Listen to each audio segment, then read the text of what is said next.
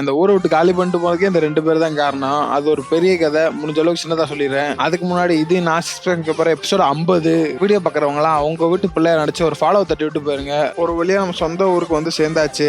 இருந்தாலும் காலங்காலத்துல லேட்டா தான் இருந்துச்சு. ஆனா மேகங்கள் நமக்கு சாதகமா இருந்துச்சு. அதனால ஒரு ஓட்டத்தை கிளம்பியாச்சு. அந்தாண்ட ஒரு 2 கிலோமீட்டர் முடிச்சுட்டு ஆந்தி வேல தங்க கம்பி நம்ம தம்பி பிக்கப் பண்ணிட்டாப்ல. சரி வா ப்ரோ ஒரு காஃபியை போட்டு ஜிம்முக்கு போலாண்டாரு. சரி ஓகேன்னு கிளம்பியாச்சு. ஜிம்முக்கு வந்து சுமார் 2 வாரத்துக்கு மேல ஆனதால கண்டது கிடையாது தூக்கி கண்ட இலக்கத்துல அடி வாங்காம பொறுமையா உட்காந்து ஸ்ட்ரெச் பண்ணிக்கலாம் சொல்லி புல் பாடி ஸ்ட்ரெச் போட்டேன். இருக்கிறது இன்னைக்குதான் ரொம்ப நேரம் போச்சு. கிட்டத்தட்ட 2 மணி நேரம் பண்ணிட்டு இருந்தேன் ஸ்ட்ரெச் எல்லாம். அதை முடிச்சுட்டு அப்படியே வீட்டுக்கு வந்து ஃப்ரெஷ் ஆயிட்டு வீட்டுல நாட்டுக்கோழி அடிச்சு நல்லெண்ணெய் ஊத்தி அருமையா சுக்கா வச்சு கொடுத்துருந்தாங்க. ஒரு தோசையை போட்டு சாப்பிட்டாச்சு.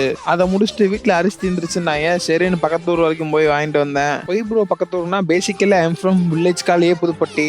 தேர் இஸ் நோ அவைலபிள். ஸோ பக்கத்தூருக்கு பைக்ல போய் எதா இருந்தாலும் வாங்கிட்டு வந்துடுவோம். மாத்தாச்சி ஒரு இம்பார்ட்டான ஒர்க்கா வெளில கிளம்பிட்டாங்க. மாத்தாச்சி you go I take care சொல்லி நானே ரைஸை வச்சுட்டு அதுக்கப்புறம் அந்த சட்டியில போட்டு சொரஞ்சி சாப்பிட்றது நமக்கு ரொம்ப பிடிக்கும். அதனால அந்த கிரேவி இருக்க சட்டியில ரைஸை போட்டு அருமையா உழப்பு ஒரு போட்டு போட்டாச்சு. அதுக்கப்புறம் என்னன்னாலும் எனக்கு வீடியோ போட்டாங்கன்னா அதனால எடிட்டிங்ல உட்காந்துட்டேன். கொஞ்ச நேரம் உட்காந்து அப்படியே எடிட்டிங் பார்த்துட்டு இருந்தேன். அதுக்கப்புறம் டயர்ட் ஆயிருச்சு. சரின்னு ஃப்ரெஷ் ஆயிட்டு நண்பர்கள் நம்ம இல்லாத நேரத்துல கடை ஓபன் பண்ணி தொழிலதிபர் ஆயிட்டாங்க. அவர்களை பார்க்க தான் போயிட்டு இருக்கேன். இதான் நம்ம நண்பர்களோட பூக்கடை. இந்த பூக்கடல அம்மோட ஒரு நாள் அது வரைக்கும் வெயிட் பண்ணுங்க. ஆனா அந்த ஸ்பாட் நல்லா இருந்துச்சு. சரின்னு ஓரமா உட்காந்து செட்டிங்க போட்டேன். அதை விட்டு ப்ரோ இவங்களால என் ஊரை காலி பண்ணணும்னு சொல்லவே இல்லையா. இவங்க கூட இருந்தா பிரச்சனையாவே பார்க்க வர மாட்டாங்க. எந்த ஒரு பிரச்சனை எடுத்துட்டு போனாலும் ஜாலியாக்கி ஃபன்னாக்கி அனுப்பிச்சு விட்டுருவாங்க.